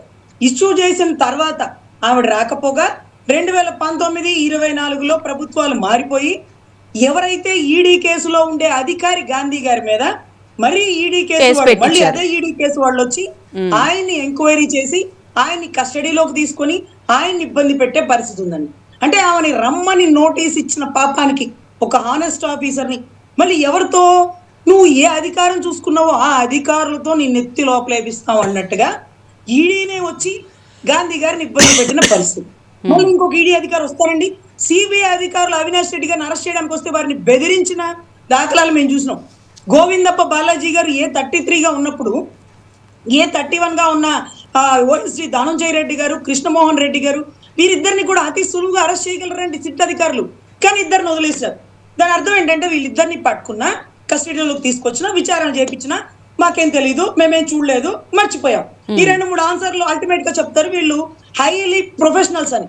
కానీ గోవిందప్ప బాలాజీ గారికి ఆ ఛాన్స్ లేదండి. 3 నెలల నుంచి ఆయన మీద పూర్తి కాల్ రికార్డింగ్ తో సహా నిఘా ఉంది. 15 రోజుల నుంచి ఆయన ఇంటి చుట్టూ పాలోడు పేపరోడుతో సహా ప్రతిదీ విచారణ జరుగుతుంది. ఆయన ఎక్కడో మైసూరులో లేరండి, మైసూరు దగ్గర ఒక ఫారెస్ట్ దగ్గర ఎక్కడో ఒక ఫామ్ హౌస్ లో ఉన్నారు. ఎంత పెద్ద ఫారెస్ట్ అంటే కాకులు దూరని కారడవి, చీమల దూరని చిట్టడవి లాగా. 9ంటికి అధికారులు చేతులు ఎత్తేసారు, ఇక్కడ చీకటిగా ఉంది, మా వల్లే కాదండి. పొద్దున్నే 10:30-11ంటికి పట్టుకొని కస్టడీకి తెచ్చారు. ఈ ఇన్ఫర్మేషన్ ఇచ్చింది ఎవరు? సజ్జల శ్రీకాంత్ రెడ్డి. ఇంత గొప్ప ఇన్ఫర్మేషన్ ఇచ్చినోడికి ధనంజయ రెడ్డి, కృష్ణమోహన్ రెడ్డి ఎక్కడున్నారు చెప్పడం విషయం కాదండి, చెప్పి ఉంటారు. కానీ వీళ్ళని పట్టుకున్నా వృధా, ఇతన్ని పట్టుకుంటే విషయాలు బయటకు వస్తాయి. ఇతను అమౌంట్ అంతా కలెక్ట్ చేసినాడంట, ఎవరికో బిగ్ బాస్ కి ఇచ్చినారట. ఎవరు ఆ బిగ్ బాస్ అనేది అతను నోరు తెరిచినా, అతన్ని ఉతికి ఆరేసిన, దండం మీద వేసిన నిజం చెప్పడు. భారతీయ సిమెంట్ ఓనర్ కాబట్టి ఆవిడ ఈ భారతీయ సిమెంటే నాది కాదండి అనేస్తుంది. సాక్షికి నాకేం సంబంధం అంటూ ఆయన ఎన్నో సార్లు టీవీ మీడియా ద్వారా కూడా చెప్పడం జరిగింది. సో దొరికే వరకు ప్రతి ఒక్కడు దొరగా ఉంటాడు, దొరికాకే వాడు దొంగని రుజువు అవుతారు. ఇలా కూడా రుజువు చేయడం కష్టమేమో. డిక్కర్ స్కామ్ ఢిల్లీలో జరిగినట్టుగా ఆంధ్రాలో జరగకపోవచ్చేమో, ఆంధ్ర మరో బీహార్ గా మారుతుందేమో. ఇక్కడ ఏ నేరాలు జరిగినా ఎవ్వడికి అంత దమ్ము లేదనిపించేలాగా బీహార్ ని తలపిస్తుందేమో ఆంధ్ర అని నా మనసుకైతే అనిపిస్తుంది. కాదిరాజునే గారు 100 కోట్లకు సంబంధించి ఢిల్లీ లిక్కర్ స్కామ్ లో ముఖ్యమంత్రిని అరెస్ట్ చేశారు, సిసోడి చాలా మందిని అరెస్ట్ చేశారు, ఇక్కడ ఎమ్మెల్సీ కవిత గారిని అరెస్ట్ చేశారు. కానీ ఇన్ని వేల కోట్ల రూపాయలు జరిగింది, మా విదేశాలకు తరలి వెళ్ళిపోయింది అని చెప్పి తెలుస్తున్నప్పటికీ కూడా ఎందుకు అంత చొరవ తీసుకోలేకపోతున్నారు కేంద్ర ప్రభుత్వం నుంచి కూడా? ఎందుకు అంటే ఇప్పటికీ కూడా సపోర్ట్ ఉందని చెప్పి అనుకోవాలా? ఈడీ ఎందుకు ఇంకా రంగంలోకి దిగలేకపోతుంది అసలు? అంటే ముఖ్యంగా ఈడీ ఆల్రెడీ రంగంలోకి దిగినోడే ఇంత ఇబ్బంది పడుతుంటే ఇంకెవరు దిగుతారు మేడం? దీంట్లో సెంట్రల్ సపోర్ట్ ఇంకొకటి అంటే నేను గతంలో అనుకున్న వివేకానంద రెడ్డి గారికి అప్పట్లో సెంట్రల్ సపోర్ట్ ఉంటుంది, లేకపోతే వివేకానంద రెడ్డి మర్డర్ కేసులో జగన్ గారికి ఉందని. ఇప్పుడు సెంట్రల్ సపోర్ట్ లేదు, ప్రభుత్వం వచ్చి 10 నెలలు అయింది, సెంట్రల్ మన పట్లే కూటమి పట్లే ఉంది. మరి ఇప్పుడైనా కనీసం ఆ పెండింగ్ కేసు విచారణకు వస్తుందా? లేకపోతే 100 కోట్లకే అసలు బ్రాండ్ అంబాసిడర్ అండి, హానెస్ట్ ఆఫీసర్ లాగా ఉండే కేజ్రీవాల్, గతంలో ఏ నేర చరిత్ర లేదు, ఆయన్ని విచారణకు పిలిపించారు, అవసరమైతే అరెస్ట్ చేశారు. కనీసం ఇతని మీద 17 కేసులు, 33 కేసులు, ఇన్ని కేసులు ఉన్నాయే. వివేకానంద రెడ్డి గారి కేసులో కొద్దో గొప్ప ఇతని ఇన్వాల్వ్మెంట్ ఉండే అవకాశం ఉండొచ్చు కదా. అట్లీస్ట్ విచారణకండి. ఒక ఇంట్లో దొంగతనం చేసినప్పుడు చుట్టుపక్కల కుటుంబాలందరినీ కూడా విచారిస్తారు. Yes. మేము విచారణకి సహకరించము అంటే వారిని కస్టడీలోకి తీసుకునే అవకాశం ఉంటుంది. కానీ ఇక్కడ left hand right hand Dhananjaya రెడ్డికి కృష్ణమోహన్ రెడ్డి ఎవరు మధ్యలో ఉంది? ఏదైతే గౌరవ్ జగన్మోహన్ రెడ్డి గారు, భారతీయ సిమెంట్ ఓనర్ గారు ఎవరు? భారతి గారు. మరి తను డైరెక్ట్ అక్కడికి కదా పనిచేస్తున్నారు. మరి ఆమెను పిలిపించమ్మా, మీ ఆఫీస్ లో ఇలా జరుగుతుంది మీకు తెలుసా అని అడిగే ధైర్యం ఉందా? అసలు ఎవరన్నా వస్తారా? లిక్కర్ స్కామ్ ఎంత పెద్దదైనా ఈడీనే ఇన్వాల్వ్ అవుతుంది. ఈడీకి గతంలో ఎంత దమ్ముందో మేము చూసినాం. ఇప్పుడు ఏం చేయగలిగిద్దో మేము ఇంకా వేచి చూడాలండి. రైట్. రాజేష్ గారు, ఇప్పుడు రజనీ గారు మాట్లాడినట్టు మనం చూసుకుంటే ఈడీ ఆఫీసర్ని కూడా అంతలా బెదిరించి ఒక్క నోటీస్ ఇచ్చినందుకే వాళ్ళని బెదిరించారంటే అసలు ఫర్దర్గా అసలు ఈడీ అధికారులు కానీ ఏ రాష్ట్రంలో అయినా విచారణకు వెళ్ళే అవకాశం ఉంటుందంటారా? అంటే ఇక్కడ చూస్తుంటే కనుక మనకి ఆర్థికంగా ఆయన బలంగా ఉండడం వల్లే అందరినీ ఢీకొంటున్నారు అని చెప్పి అనుకోవచ్చే. ఎందుకు అటు సైడ్ వెళ్ళలేక ప్రయత్నం చేస్తున్నారు అసలు? అంటే ఇక్కడ ఒకటి వాస్తవం ఏంటి అంటే, మనం పదే గతం నుంచి చెప్పుకునే మాట ఒకటి ఉంది, మనీ మేక్స్ మెనీ థింగ్స్ అని చెప్పని. ఇవాళ రజనీ గారు చెప్పింది 100% వాస్తవం. ఈడీ అధికారినే కాదు కదా, గతంలో వివేకానంద రెడ్డి గారి హత్య కేసు విచారిస్తున్న సిబిఐ అధికారి రామ్ సింగ్ గారిని, సిబిఐ సిబ్బందిని కూడా మీరు కడప విడిచిపెట్టి వెళ్ళకపోతే మీ మీద బాంబులు వేస్తామని చెప్పని బెదిరించారు. అదే సందర్భంలో రామ్ సింగ్ గారి మీద పోలీస్ కేసు నమోదు చేశారు. వివేకానంద రెడ్డి గారి కుమార్తె, ఆమె భర్త రాజశేఖర రెడ్డి గారు, డాక్టర్ సునీత గారు, వారిద్దరి మీద కేసులు నమోదు చేశారు. అంటే ఎన్నికల్లో దాన్ని ఒక ప్రచారాస్త్రంగా వాడుకోవడానికి జగన్మోహన్ రెడ్డి గారికి వివేకానంద రెడ్డి గారి మరణం కావాలి.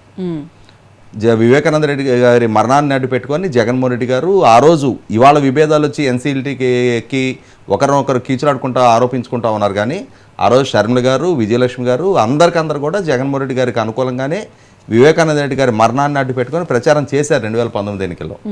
కానీ తర్వాత రోజుల్లో డాక్టర్ సునీత గారి వ్యక్తిత్వ హననానికి పాల్పడుతూ వివేకానంద రెడ్డి గారికి ఎక్స్ట్రా మ్యారిటల్ అఫైర్స్ ఉన్నాయి అని చెప్పిన వాళ్ళ సొంత మీడియాలోనే కథనాలు రాయించి ప్రభుత్వ సలహాదారుడుగా సజ్జల రామకృష్ణారెడ్డి చేత స్వయంగా ప్రెస్ మీట్లు పెట్టించి వివేకానంద రెడ్డి గారికి ఉన్న ఎక్స్ట్రా మ్యారిటల్ అఫైర్స్, ఆయనకున్న ఇల్లీగల్ సంతానానికి ఆస్తుల పంపిణీ దగ్గర వచ్చిన విభేదాల కారణంగా డాక్టర్ సునీత గారే ఈ హత్య చేయించింది అన్న కోణంలో ఎందుకు విచారణ జరపదు అని చెప్పని ఒక కొత్త కథనాన్ని బయటకు వదిలి సిబిఐని ఈ కోణంలో విచారణ చేయండి అని చెప్పని సజ్జల రామకృష్ణారెడ్డి చేత చెప్పించే ప్రయత్నం చేశారు. అంటే పూర్తి స్థాయిలో కేసుని తప్పుదో పట్టించే ప్రయత్నం. ఎలా అయితే ఎన్నికలకు ముందు నారాసుర రక్త చరిత్ర అని చెప్పని చంద్రబాబు నాయుడు గారికి ఆపాదించారు, సిబిఐ ద్వారా అసలు సొత్తదారులు పాతదారులు ఎవరనేది నిర్ధారణ అవటం మొదలుపెట్టిన తర్వాత చంద్రబాబు నాయుడు గారి ప్రస్తావన వదిలిపెట్టి వివేకానంద రెడ్డి గారి కుమార్తె అల్లుడి దగ్గరికి తీసుకొచ్చి ఆపే ప్రయత్నం చేశారు. దాన్ని కరెక్ట్ గా విజువలైజేషన్ చేస్తూ హత్య సినిమా రూపొందించారు.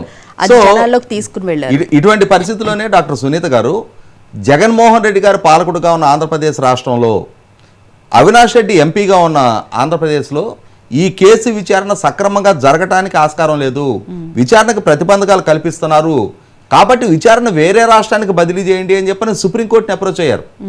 సుప్రీంకోర్టుని అప్రోచ్ అయిన మీదటే సిబిఐ కూడా డాక్టర్ సునీత గారి వాదంతో ఏకీభవిస్తూ అఫిడవిట్ ఫైల్ చేసిన తర్వాత అప్పుడు సుప్రీంకోర్టు విచారణ తెలంగాణకి మార్చడం జరిగింది, హైదరాబాద్ సిబిఐ కోర్టుకు మార్చడం జరిగింది. అంటే ఇక్కడ జగన్మోహన్ రెడ్డి గారి ప్రభుత్వం విచారణ చేస్తున్న అధికారులను వేధింపులకు గురి చేసింది, విచారణ చేసే ప్రయత్నం చేసిన సిబిఐ మీద బెదిరించే ప్రయత్నం చేసింది, విచారణని డిమాండ్ చేస్తూ ఉన్న డాక్టర్ సునీత గారి వ్యక్తిత్వానికి పాల్పడ్డారు, ఆమె బంధువుల చేత ఆమెను బెదిరించే ప్రయత్నం చేశారు. ఎన్ని విధాలుగా విచారణని పక్కదో పట్టించాలో అన్ని విధాలుగా విచారణ పక్కదో పట్టించే ప్రయత్నం చేశారనేది బాటంగా తేటతెల్లం అవుతూ ఉంది. అదే వ్యవహారం ఇప్పుడు కూడా కొనసాగిస్తూ ఉన్నారు. ఈరోజు కూడా ఏం చేస్తూ ఉన్నారు, ఎవరెవరైతే ఇవాళ బాధ్యులుగా నిర్ధారణ అవుతూ ఉన్నారో వాళ్ళందరినీ కూడా వీళ్ళందరూ తెలుగుదేశంతో అఫిలియేటెడ్గా ఉన్నవాళ్ళు అని దానికి స్ట్రాటజికల్గా ఏం చేస్తూ ఉన్నారు, కేసినేని నాని గారిని తీసుకొచ్చి కేసినేని చిన్ని గారి మీద ఆరోపణలు చేస్తా, కేసినేని చిన్ని గారికి రాజకేశ్ రెడ్డికి మధ్య వ్యాపార సంబంధాలు ఉన్నాయి, వ్యాపార సంబంధాలు ఉంటే ఉన్నాయి, తెలుగుదేశం నాయకుడితో వ్యాపార సంబంధాలు ఉన్న వ్యక్తిని మీరు ఐటీ అడ్వైజర్గా ఎందుకు పెట్టుకున్నారు? మొట్టమొదటి దానికి సమాధానం చెప్పండి. మీరు ప్రభుత్వంలో ఐటీ అడ్వైజర్గా పనిచేసాడా పనిచేయలేదా? తెలుగుదేశం వ్యక్తికి మీరు ఐటీ అడ్వైజర్గా అవకాశం ఇచ్చారు ఆ రోజున? రాజకాశి రెడ్డి నేపథ్యం ఏంటి, అతని ప్రస్థానం ఏంటి, అతను ఎవరితోటి అఫిలియేషన్ ఉంది? ఒకవేళ కేసినేని చిన్ని గారికి రాజకాశి రెడ్డికి మధ్య వ్యాపార సంబంధాలు ఉన్నాయే అనుకుందాం మనం. అటువంటి వ్యక్తిని మీరెందుకు ప్రయారిటైజ్ చేసుకొని మీ సమక్షంలో అతనికి అధిక ప్రాధాన్యత ఇస్తూ వచ్చారు? ఇవాళ సిబిఐ సిట్టు మూలాల్లోకి వెళ్ళి విచారణ చేసి ఎవరెవరు బాధ్యులు, డిస్టిలరీస్ ఎంత ప్రొడ్యూస్ చేశాయి, బెవరేజెస్ కార్పొరేషన్కి ఎంత సప్లై చేశారు, బెవరేజెస్ కార్పొరేషన్ నుంచి షాపులకి ఎంత సప్లై అయింది, ఎంత అమ్మకాలు జరిగాయి, ఈ అదనంగా ప్రొడ్యూస్ చేసిన ఈ లిక్కరు నాన్ డ్యూటీ పెయిడ్ లిక్కర్గా షాపులకి సప్లై చేయబడింది. దాని మాటం జరిగిన అవినీతి ఇంకా ఎన్నో వేల కోట్ల రూపాయలు ఉన్నాయి. ఇప్పటివరకు అధికారికంగా బెవరేజెస్ కార్పొరేషన్ ద్వారా ప్రొక్యూర్ అయిన క్వాంటిటీ, బ్రాండ్లకు సంబంధించి చేతులు మారిన కమిషన్ల గురించే చర్చ జరుగుతూ ఉంది తప్ప అసలు సెసలు NDPL గురించి, నాన్ డ్యూటీ పెయిడ్ లిక్కర్ గురించి ఇంకా ఆ దిశలో ఇంకా చర్చలు, ఇంకా విచారణ మొదలు కాల. అసలు క్వాంటిఫై చేయాల్సింది అది పెద్ద అమౌంట్. అది ఎందుకంటే ఇవాళ 84% ప్రభుత్వానికి ట్యాక్స్ రూపంలో రావాల్సిన అమౌంట్ని ₹1 ట్యాక్స్ రూపంలో రాకుండా డిస్టిలరీసు, షాపు వాళ్ళు కలగలిసి చేసిన వ్యవహారం ఇది. మరి ఎక్సైజ్ డిపార్ట్మెంట్ ఏం చేస్తూ ఉంది? ఇవాళ non duty paid liquor distilleries డైరెక్ట్గా షాపులకు సప్లై చేసి అక్కడ సేల్స్ బాయ్స్ సహకారం లేకుండా ఇది సాధ్యం కాదు. సేల్స్ బాయ్స్ని ఎవరిని అపాయింట్ చేశారు? గతంలో జగన్మోహన్ రెడ్డి గారు వినుకొండలో రషీద్ అనే ఒక కుర్రాడు హత్య జరిగితే అక్కడ కుటుంబాన్ని పరామర్శించడానికి వెళ్ళాడు. ఆ రషీదు ప్రభుత్వ వైన్ షాపులో పనిచేసిన సేల్స్ బాయ్. అంటే వైసీపీ కార్యకర్త అని చెప్పని జగన్మోహన్ రెడ్డి గారు ఎవరినైతే ధృవీకరించాడో అతను ప్రభుత్వ మద్యం షాపుల్లో సేల్స్ బాయ్. అంటే వాళ్ళ కార్యకర్తను తీసుకొచ్చి సేల్స్ బాయ్స్గా పెట్టి వాళ్ళ సహకారంతో బెవరేజెస్ కార్పొరేషన్ నుంచి ఎంత క్వాంటిటీ వచ్చింది, నాన్ డ్యూటీ పెయిడ్ లిక్కర్ ఏ కాటన్స్ వచ్చాయి, ఎవరిదో వాళ్ళకి సపరేట్ చేసి ఏ అమౌంట్కి అమౌంట్ డిస్ట్రిబ్యూట్ చేసే బాధ్యత షాపులో ఉన్న సేల్స్ బాయ్స్ది. అక్కడ నుంచి విచారణ జరగాలి. అసలు చేసిన మూలాల్లోకి వెళ్ళి విచారణ జరగాల్సిన బాధ్యత ఉంది. 100% ఆ షాపుల్లో సీసీ కెమెరా ఫుటేజ్ ఉంటుంది.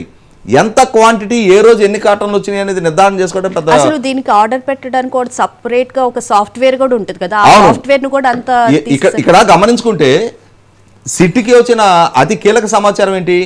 బెవరేజెస్ కార్పొరేషన్లో పనిచేస్తున్న డేటా ఎంట్రీ ఆపరేటరే ఏ రోజుకు ఆ రోజు ఎంత క్వాంటిటీ, ఏ డిస్టిలరీ, ఏ బ్రాండ్ సప్లై చేసింది అనే సమాచారాన్ని రాజకాశి రెడ్డి కార్యాలయానికి అధికారిక సిస్టమ్ నుంచే పంపించింది అని చెప్పని. ఆ సమాచారం సేకరించిన తర్వాత ఈ రాజకాశి రెడ్డి అనేవాడు ప్రమేయం వచ్చింది. అసలు ప్రభుత్వ సర్వర్ నుంచి ఒక ప్రైవేటు వ్యక్తికి హైదరాబాద్లో ఉన్న ఆఫీస్కి ప్రభుత్వానికి సంబంధించిన బ్యాకప్ డేటా ఎందుకు పంపిస్తున్నారు అనే దగ్గర నుంచే ఈ మొత్తం ఈ తీగలాగటం మొదలైంది. కాబట్టి ఇక్కడ 100% రాజకాశి రెడ్డి ప్రమేయం నిర్ధారణ అయిన తర్వాతే రాజకాశి రెడ్డి దగ్గర నుంచే సేకరించబడుతున్న ఒక్కొక్క సమాచారం మేరకు ఇవాళ గోవిందప్ప బాలాజీ వరకు సాగింది. గోవిందప్ప బాలాజీని కూడా ప్రాపర్గా విచారణ చేస్తే 100% ధనుంజయ రెడ్డి, కృష్ణమోహన్ రెడ్డి లాంటి హార్డ్ కోర్ వ్యక్తులు వాళ్ళు చెప్పలేకపోవచ్చు.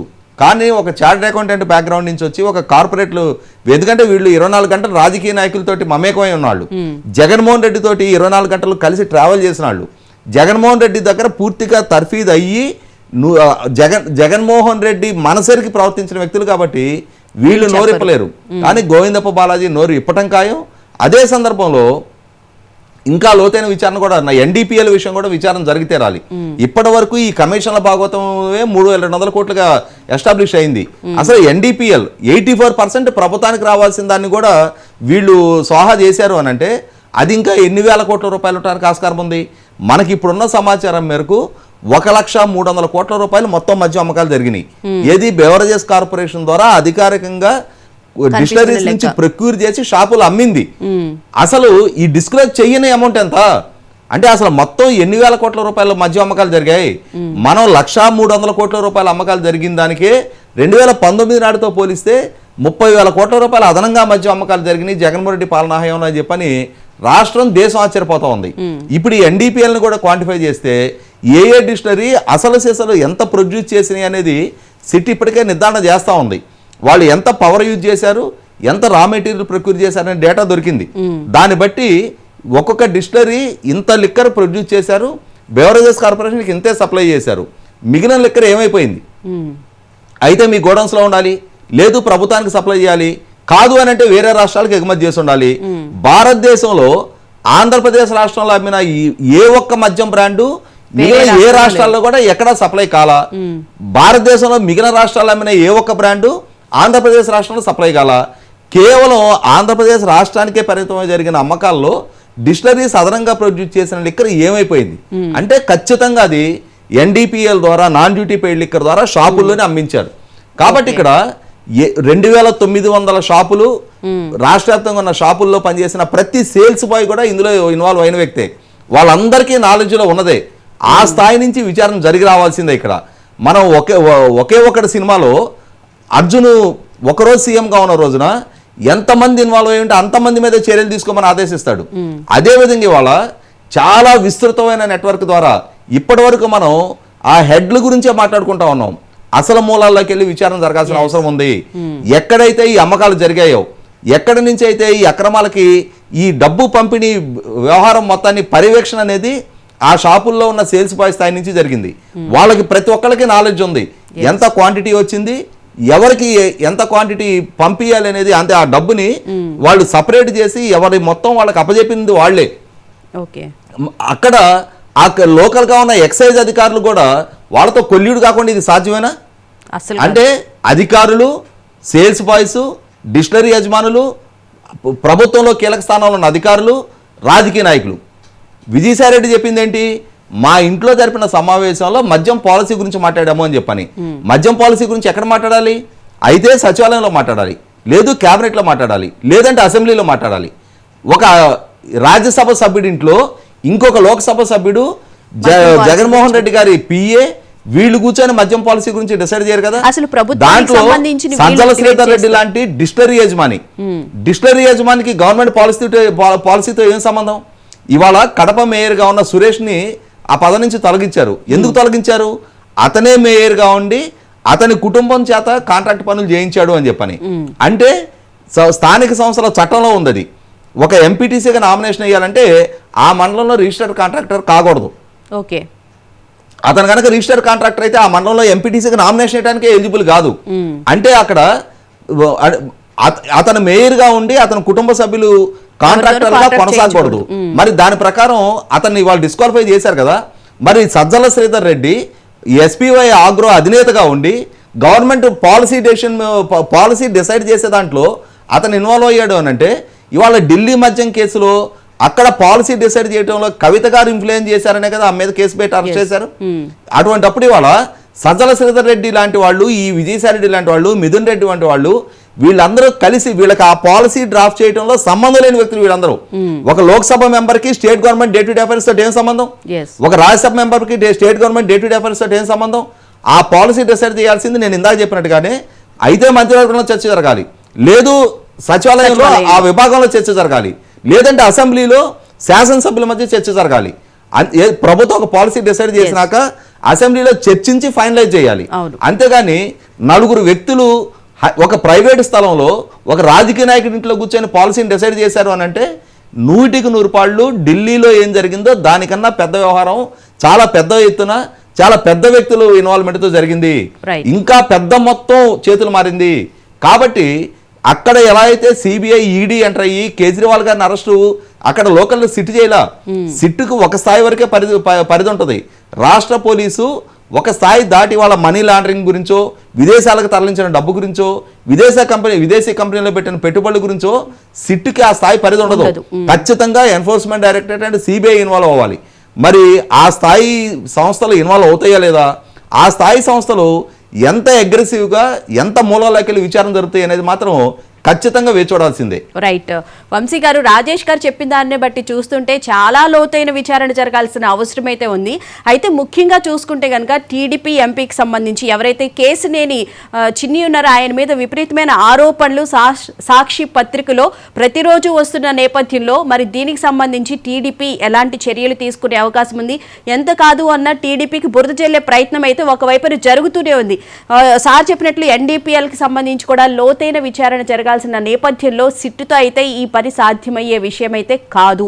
తప్పకుండా CBI కానీ ED కానీ ఎంక్వైరీ చేయాల్సిన అవసరం అయితే ఉంది. ఏమంటారు వంశీ గారు? మేడం, చాలా అర్థవంతమైన చర్చ జరిగింది. రాజేష్ గారు కావచ్చు, రజనీ గారు కావచ్చు, చాలా పాయింట్స్ తీసుకొచ్చారు. సో ఇప్పుడు సాక్షి అనేది బురద చల్లకపోతే ఆశ్చర్యం, దాని గురించి పెద్ద పట్టించుకోవాల్సిన పని లేదు. దానివల్ల డ్యామేజ్ అవుతుంది కూటమి ప్రభుత్వమే కదా. సాక్షి వల్ల డ్యామేజ్ అవుతుంది కూటమి ప్రభుత్వం అని అనుకుంటే అసలు ఇంత దూరం వచ్చేది కాదు మేడం. కాదు సాక్షి వంశీ గారు, పేపర్ మనం చూడట్లేదు అనుకుంటాం, కానీ చాలా మంది దాన్ని చూసే వాళ్ళు ఉంటారు, నమ్మే వాళ్ళు ఉంటారు. ఒకటే విషయాన్ని పదే పదే దాన్ని చెప్తూ చూసేవాళ్ళు ఉంటే వినేవాళ్ళు కూడా చూస్తే ఉంటారు. 11 సీట్లు మేడం. మేము దానికి అంగీకరించాం. సాక్షి అనే దానిలో మేము ఎప్పుడూ చెప్తాం, డేటు డే తప్ప ఏది కూడా నిజం లేని పేపర్ అయినటువంటి సాక్షి పేపర్లో వాళ్ళు ఎంత మొత్తుకున్నా కానీ దానికి కేసినేని చిన్ని గారు రెస్పాండ్ అయ్యారు, ఆయన ఆన్సర్ ఆయన చెప్పారు. సో అక్కడతో ఎండ్ ఆఫ్ ది స్టోరీ. ఇప్పుడు సాక్షి పేపర్లో తెలుగుదేశం ప్రభుత్వం గురించి కావచ్చు, కూటమి ప్రభుత్వం గురించి విషం చిమ్మకపోతే, బురద చల్లకపోతే ఆశ్చర్యం. వాళ్ళు బ్రహ్మాండంగా ఉంది కూటమి ప్రభుత్వం అని రాయరు కాబట్టి ఏదో ఒకటి రాయాలి కాబట్టి, సో ప్రజల మైండ్ డైవర్ట్ చేయడానికి చిన్ని గారి వ్యవహారం తీసుకుని వచ్చి ఉండొచ్చు. అందుకే ఇప్పుడు దానికి చిన్ని అంతిమ గారు లబ్ధిదారులను కూడా, జగన్ పార్టీని కూడా అంతిమ లబ్ధిదారులు టీడీపీని అని చెప్పని అంటారేమో, ఆ బురద కూడా జల్లే ప్రయత్నం జరిగిద్దేమో, అందుకని నేను చెప్తున్నాను.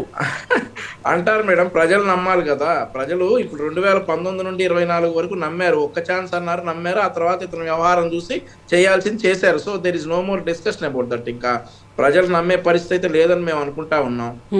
ఒకవేళ నిజంగా ప్రజలు నమ్మితే గనక దానికి తగినట్టు చిన్ని గారు సమాధానం చెప్పారు. చిన్ని గారి సమాధానం చాలా జెన్యున్ గా ఉంది. దట్స్ ఓకే, అయిపోయింది అది. సో ఈ సాక్షి పేపర్లో మళ్ళీ చెప్తా ఉన్నా, ఈ బురద చల్లటం అనేది క్వైట్ కామన్, అది చేస్తూ ఉంటారు. అయితే ఇక్కడ రాజేష్ గారు కావచ్చు, రజనీ గారు కావచ్చు, చాలా పాయింట్స్ లేవనెత్తారు. మొదటగా రాజేష్ గారు మాట్లాడినప్పుడు 2019 నుండి జగన్మోహన్ రెడ్డి చేసిన అక్రమాలన్నీ కూడా మాట్లాడారు. ఆ తర్వాత రజనీ గారు మాట్లాడుతా ఈడీ అధికారులను ఎట్లా ఇబ్బంది పెట్టారు, సిబిఐ అధికారులను ఎట్లా ఇబ్బంది పెట్టారు అనే విషయాలు కూడా ప్రస్తావించారు. అయితే ఇక్కడ మరొక విషయం చెప్పాల్సింది ఏంటంటే అండి, 2020 కోవిడ్ పీక్ టైంలో ఉన్నప్పుడు పొంగనూరు నుండి ఓం ప్రతాప్ అనేటటువంటి ఒక వైసీపీ కార్యకర్త, మరి సాధారణ ప్రజలు అనుకుంటా, అతను కామన్ మ్యాన్, అతను ఒక బీర్ బాటిల్ చూపించేసి అసలు ఇది ఏంట్రా, ఎక్కడ చూసాము, ఏంటి దీని రేట్ ఎంత ఉంది, ఆగస్టు 23వ తారీఖు జరిగిందండి ఇది 2020. అప్పుడే లాక్డౌన్ రూల్స్ కొద్దిగా బ్రేక్ అవుతా ప్రజల్లోకి వస్తా ఉన్నారు, బయటకు వస్తా ఉన్నారు అని అంటే, మరుసటి రోజు శవం అయితే లేడు పొంగనూరులో ఉన్నటువంటి ఓం ప్రతాప్. సో మేము మీకు ఐడియా ఉందా మేడం, సూసైడ్ చేసుకున్నట్టు చెప్పించారు. అవును, మరుసటి రోజే ఆత్మహత్య చేసుకున్నాడు అని చెప్పేసి రాసుకొచ్చారు. సో మేము ఆ రోజు చెప్పాము, ఇందులో ఏదో లోతుంది, దీనికి ఖచ్చితంగా దర్యాప్తు చేయాలి. ఒక హత్య చేసేదాకా వెళ్ళారంటే ఇందులో ఎంత లోతుందో ఏంటో అనేది మనం ఆలోచించాల్సిన విషయం అని చెప్పి ఆ రోజు చెప్పాం. ఈ రోజు రాజేష్ గారి మాటల్లో చూస్తా ఉంటే ఇది ఎంత లోతుంది, దీనిలో ఎవరెవరు ఇన్వాల్వ్ అయి ఉన్నారు ఏంటి, ప్రతి ఒక్క ఇప్పుడు రాజేష్ గారు చెప్పిన దాని ప్రకారం చూస్తే సగం మంది వైసీపీ కార్యకర్తలు లోపలే ఉంటారు ఈ కేసులో. సో అంతా వాళ్ళ ద్వారానే జరిగింది కాబట్టి అసలు వాస్తవంగా నిజాలు బయటికి రావాలి. ఎందుకంటే మేడం, ఈ రోజు ఈ కల్తీ మద్యం తాగిన వాళ్ళ కుటుంబాలు ఈ పెద్ద పెద్ద కార్పొరేట్ హాస్పిటల్లో కూడా వైద్యాలు చేయించుకోలేక ప్రభుత్వ హాస్పిటల్స్ లో ఐసీయూ బయట మేము చూస్తూ ఉంటాం. మేము వెళ్ళిన సందర్భాల్లో చెప్తా ఉంటారు, లివర్లు డ్యామేజ్ అయిపోయి ఏం చేయాలో తెలియక పాపం అట్లా ఉన్నటువంటి పరిస్థితి. వీళ్ళేమో ప్రత్యేక విమానాలు, సినిమాలు, వీళ్ళకి జల్సాలు ఇవన్నీ చేసుకుంటా, ఆస్తులు కొనుక్కుంటా ఈ కల్తీ మద్యం బ్యాచ్ మొత్తం కూడా ఇలా తిరుగుతూ ఉన్నారు. సో ప్రతి దానికి ఒక రెసిప్రోకల్ రావాలి. వీళ్ళు కూటమి ప్రభుత్వం మీద బురద జల్లినంత మాత్రాన ఇవి రాకుండా పోవు, అందరినీ బయటికి పట్టుకొస్తారు డెఫినెట్లీ. సో ఇంకోటి కూడా రాజేష్ గారు ఇంకొకటి కూడా యాడ్ చేయాలి.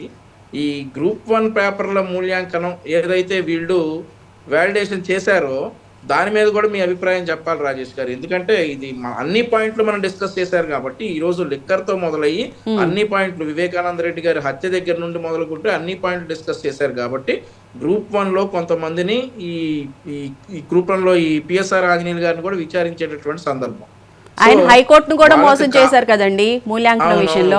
వాళ్ళకి కావాల్సిన వ్యక్తుల్ని గ్రూప్ 1 ద్వారా సెలెక్ట్ చేసి ఉద్యోగాల్లో పెట్టారు అని అంటే, ఒక 10-15 సంవత్సరాల తర్వాత ఈ రోజు గ్రూప్ 1 ఆఫీసర్ గా ఉద్యోగంలో చేరినాడు ఏ పొజిషన్ లో ఉంటాడండి, ఏ పొజిషన్ లో ఉంటాడు? 10-15 సంవత్సరాల తర్వాత ఒక జిల్లాను శాసించే ఎస్పీ గాను, ఒక జిల్లాను శాసించే కలెక్టర్ గాను అట్లా ఉంటారు. వంశీ అలా అపాయింట్ చేయబడ్డాళ్ళు మొన్నటి అసెంబ్లీ ఎలక్షన్స్ లో చాలా నియోజకవర్గాల్లో ఈఆర్ఓలుగా వాళ్లే ఉన్నారు. అవును, మరి వాళ్ళకే సపోర్ట్ చేస్తారు డెఫినెట్లీ. సో రానున్న తరాల్లో వీళ్ళందరూ ఏం చేయదలుచుకున్నారు, రాష్ట్రాన్ని ఏం చేయదలుచుకున్నారో కూడా రైట్. రాజేష్ గారు లాంటి అనలిస్టులు మరి దీన్ని తీసుకురావాలి, బయటికి తీసుకొచ్చి ఒక చర్చ పెట్టాలి. నిజంగా రైట్. వాస్తవంగా ఇందాక రాజేష్ గారు చెప్పినట్లుగా ఈ దొంగ నోట్లు వేసేవాళ్ళు, తెలుగు లాంటి స్టాంప్ పేపర్లు కుంభకోణం చేసేవాళ్ళు ఒక ఎత్తు అయితే, నిజంగా ఓటర్ ఐడి సాధారణ ప్రజల హక్కును హరించేటటువంటి ఓటర్ ఐడిని కల్తీ చేసిన వాళ్ళని కూడా definitely we have to prosecute. Yes. So ఇన్ని మనం చేశారు కాబట్టి ఒక అర్థవంతమైన చర్చ అయితే జరిగింది ఈ రోజు. రైట్. రజనీ గారు మీరేమంటారు? మేడం ఇందాక సార్ చెప్పినట్టు, బండారు గారు చెప్పినట్టు మీకు ఒక వాయిస్ వినిపిస్తాను. ఆంధ్రప్రదేశ్ తెలుగు మందు బాబులకి నా నమస్కారాలు. నాకు ఇది తాగిన తర్వాత తిక్కగా ఉంది, ఏం మాట్లాడుతున్నాను నాకు అర్థం కాలేదు. నాకు ఇది తాగిన తర్వాత తిక్కగా ఉంది, ఏం మాట్లాడుతున్నాను నాకు అర్థం కాలేదు అని సముద్రంలో మునగాలనుకున్నా, కింద కాలువలో ఏదో మునిగినట్టుంది నా పరిస్థితి. కుడిచి నీళ్ళ కుంటలో ఎలిగి పడినట్టుంది. ఎలికి కుడిచి నీళ్ళ కుంటలో పడితే ఎట్టుంటుందో అలా ఉంది. అంటే దీని గురించి ఇందాక సార్ చెప్పినట్టుగా ఇది మాట్లాడిన తర్వాత ఇమీడియట్ గా విత్ ఇన్ 2-3 days లో ఇతను చనిపోయారండి. అది కూడా కేసు జరుగుతా ఉంది. కాకపోతే అతను అప్పట్లో ఏదో డాన్సులు ఇంకో పనులు చేసుకుంటాడు కాబట్టి అతను అలాంటి వాడని చెప్పాడు. అలాంటి వాడైనా సరే పర్ఫెక్ట్ ఇన్ఫర్మేషన్ ఇచ్చారండి. బూమ్ బూమ్ అనే ఒక బ్రాండ్ ని ఆంధ్ర లిక్కర్ బాబులు ఎలా తాగుతున్నారా, తాగి ఎలా బతుకుతున్నారా అనే ఒక దాని గురించి చర్చ జరుగుతున్నప్పుడు, లిక్కర్ లో స్కామ్ లో కొన్ని వేల కోట్లు తిన్నారేమో, వాళ్ళకి అలవాటే తిని చావడం. కానీ అవయవాలు పోయి ఆరోగ్యశ్రీ దానికి వర్తించక ఇంట్లో మగవాళ్ళని లాస్ అయినప్పుడు, ఒంటరి మహిళగా మిగిలిపోయినప్పుడు మీకు పెన్షన్లు ఇస్తామంటూ వాళ్ళని లోపరుచుకుంటూ 30,000 పైచులకు ఆడబిడ్డలు దేశాలు దాటి వెళ్ళిపోయారని ఎక్కడో సెంట్రల్ నుంచి ఒక ఇన్ఫర్మేషన్ వచ్చిందంటూ మనం మాట్లాడుకుంటే, లిక్కర్ లో ఎంత డిస్టిలరీస్ తయారు చేశారో తెలియదు. డిస్టిలరీస్ తయారు చేసిన వాళ్ళందరూ వాళ్ళే. అసలు అమ్ముకోవడం, తాగడం ప్రతిసారి జరిగేది. కానీ క్వాలిటీ లేని మందు వల్ల ఎంతమంది పుస్తల తాళ్ళు తెగినాయో ఆశ్చర్యం అండి. ఎవరన్నా తాగుబోతాడు భార్య మెళ్ళలో పుస్తల తాడు తాకట్టు పెడితేనే వాడిని తాగుబోతులు అంటే, తాగుబోతుల్ని 20 సంవత్సరాలకి తాకట్లు పెట్టేసి డబ్బులు తెచ్చిన ఈ దరిద్రులు ఇంకేమనాలో మాకు అర్థం కావట్లేదండి.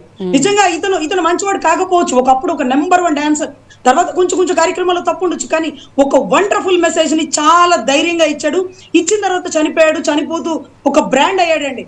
ఈ రోజు బూమ్ బూమ్ పట్టుకొని ఇదిరా ఎలారా తాగుతున్నారు, ఒరే నాయన కృతులో పడినట్టుందిరా బాబు, మీరు ఎట్లరా అంటే వాడికి అలవాటు అయిపోయి దాన్ని తప్ప వేరే దాన్ని కొనడానికి ఛాన్స్ లేక, తెలంగాణకు పోయి మందు తెచ్చుకున్నంత స్తోమత లేక అవే తాగి అవే చచ్చిపోయే పరిస్థితికి వచ్చారండి. సో అలాంటి వారు ప్రశ్నించలేరు, అలాంటి వారికి ఆర్థిక బలం ఉండదు, అలాంటి వారికి ఆరోగ్య బలం ఉండదు. ఈ రోజు రాజకీయాల కోసం మీ కుటుంబ సభ్యులు నరుక్కొని చావండి. రాష్ట్ర ప్రజలు, ఓట్లేసిన ప్రజల్ని ఈ రకంగా అస్తవ్యస్తం చేస్తుంటే అది ఎంత దారుణం అండి. ఈ రోజుకి ఎంత మందు తయారైందో తెలియజేయడం ఎవరి తరం కాదు. అంటే ఇప్పుడు డిస్టిలరీస్ వాళ్ళు ఇంత సరుకు తయారైంది, ఇంతే అమ్మారంటే ఎంత సరుకు తయారైందో తెలియట్లేదండి. కానీ ముడి సరుకు ఎంత కొన్నారు, 24 గంటలు కరెంట్ ఎంత వాడారు, దీన్ని బట్టి ఎంత సరుకు తయారైందో చెప్పగల సమర్థత గల వ్యక్తులు ఉంటారండి. మా పుట్టోళ్ళకి ఐడియా ఉంటుంది. సో ఇవన్నీ తీసుకొచ్చి ఒక 1000 సరుకు తీసుకొచ్చారు, 5 సరుకే అమ్ముతున్నారు, 95 సరుకు బ్లాక్ లో అమ్ముతున్నారు. ఈ డబ్బంతా ఎవరి చేతులకి వెళ్ళి అంటే, ఇప్పుడు ఇందాక ఆయన పాపం గోవిందప్ప బాలాజీ గారు రాజ్ కసిరెడ్డి గారు నాకు తెలుసు అన్నాడు. రాజ్ కసిరెడ్డి గారు తెలిసేదండి, నీకు భారతీయ సిమెంట్ డైరెక్టర్ గారు కదా, నీకు భారతి గారు తెలీదా? ఆ ముక్క ఎందుకు చెప్పలా? ఆ ముక్క మాత్రమే చెప్పరండి. విజయసాయి రెడ్డి గారు బయటకు వస్తారు బ్రాండ్ అంబాసిడర్ లాగా, ఆయన వచ్చి రాజ్ కసిరెడ్డిని అనవసరంగా జగన్ రెడ్డికి దగ్గర చేశానంటాడు. అంతేగాని దీని వెనకాల జగన్ రెడ్డి గారు ఉన్నారని కానీ, భారతి గారు మాకు తెలుసని కానీ ఎవరు చెప్పరు. అదేదో ఒక కేసులో జగన్మోహన్ రెడ్డి గారి పేరే ఇన్వాల్వ్ చేయలేదు కదండి.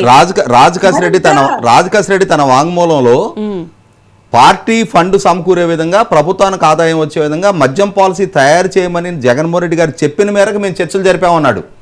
జగన్మోహన్ రెడ్డి ఐటీ అడ్వైజర్ కింద చెప్తాడు. సార్ అప్పసాని రాజేష్ గారు కేవలం లిక్కర్ స్కామ్ కి ప్రవోక్ చేసిందని ఒకే ఉద్దేశంతో ఒక సీఎం, మాజీ సీఎం కూతురుని లేడీ అయినా సరే ఎత్తి లోపలేశారు సార్. బ్రాండ్ అంబాసిడర్ లా ఉండే కేజ్రీవాల్ గారిని తీసుకెళ్లారు, మనీష్ సిసోడియా గారిని తీసుకెళ్లారు. వీళ్ళేం తోపులా తురుములా సార్? నాకు అర్థం కాదు. అసలు బీహార్ ని మరిపిస్తుంది ఆంధ్ర రాష్ట్రం. ఈడీ సిబిఐ అడుగు పెట్టాలంటే గజగజ వణుకుతుంది సార్. ఒకప్పుడు బీహార్కి ఎవరికైనా డ్యూటీ చేస్తే కలెక్టర్లు మేము పోవు సార్, మేము ప్రాణాలతో ఉంటే చాలు సార్ అని ఆగిపోయేవారు. ఈ రోజు ఈడీ సిబిఐ రావట్లేదు రాష్ట్రంలోకి. రామ్ సింగ్ గారు అంటే ఇంతవరకు నేర చరిత్ర లేదు, ఒక బ్రాండ్ అంబాసిడర్, ఆయన మీద కేసులు పెట్టారు. గాంధీ అంటే అసలు మీకు ఎవ్వరికి తెలియదు, దాని గురించి ఎంక్వైరీ చేసే కొద్ది పుటలు వచ్చింది.